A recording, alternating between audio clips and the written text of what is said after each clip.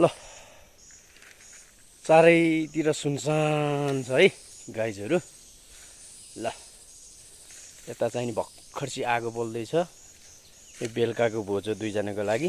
यसो हेरेर चारैतिर टेन्ट राख्ने ठाउँ एकदम मजाको चाहिँ नि यहाँतिर सम्म देखियो। यहीँ बसिन्छ आजको रात। भोलि यो जङ्गल पार गरेर हामी कास्कीकोट पुगिन्छ। त्यो सराङकोटको टावर देखियो। आज यहीँ आजको रात यहीँ बिताइन्छ। अब खाना बेलुकाको लागि रेडी छ। 7 किलोमिटर हिँडेर आइयो, थकै पनि लाख। आज यहीँ रेस्ट। अब यहाँ प्राउन बनाइन्छ चट्ट। आज खाना खाएर भोलि जङ्गल कास्कीकोट पुगेर होटेलमा खानसान खाएर फेरि त्यहाँबाट पर्छि नौडाएर पुगिन्छ। हस् त।